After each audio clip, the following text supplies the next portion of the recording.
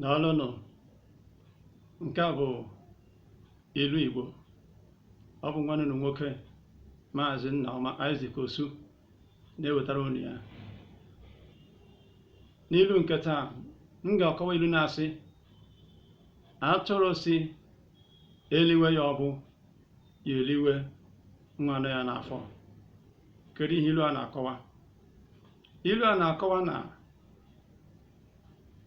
onye ọbụla nwere uru ọ bara ibe ya, ma odibo ma nna ya ukwu.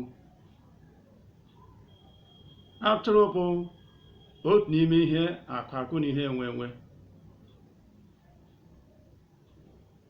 Ilu a wee na-akọwa na ọ bụ ezie na mmadụ nwere ike bụrụ odibo dịka esi nwere atụrụ, mana ọ bụrụ na ị chọọ ka ị nweta ije ozi zuru ezu n'aka oru gị, mee ya ka obi dị ya mma.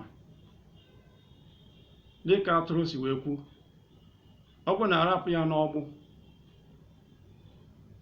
na uru ya ga-abara nna ya ukwu site n'ịmụ nwa, uru ahụ ka ga-echeregodo, n'ihi na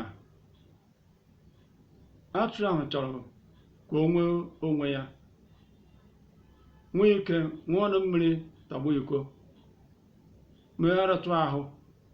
Ọ bụ ezie na ọ bụ ihe enwe enwe, ọ bụ ezie na oru bụ nke gị, ele anya iji ego wee zụta ya, ọ bụ na ụdị ọbụla isi wee nwee ya, ọ bụ nke gị, ị karịrị ya, ị ga-eme ihe ọbụla ị chọrọ.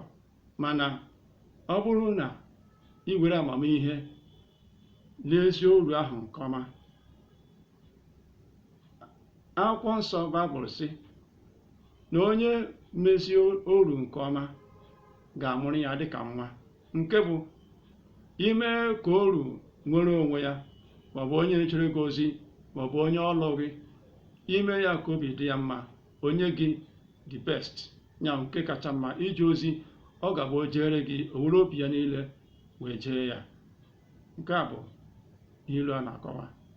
Atụrụ si tọhapụ ya n'agbụ ka ya mụọrọ gị nwa, maka na nwa atụrụ ga-amụrụ gị bụ uru ị ga-erite n'aka ya.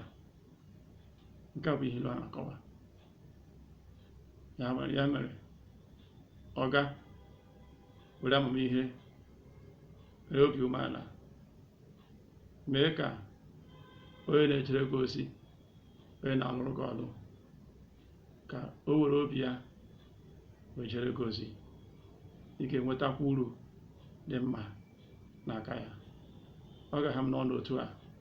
Ọ ga-adị oge ọzọ mgbe m ga-abịakwa n'ilu Igbo. Ọ bụ Nnaoma Isaac Osu na-asị gị daalụ.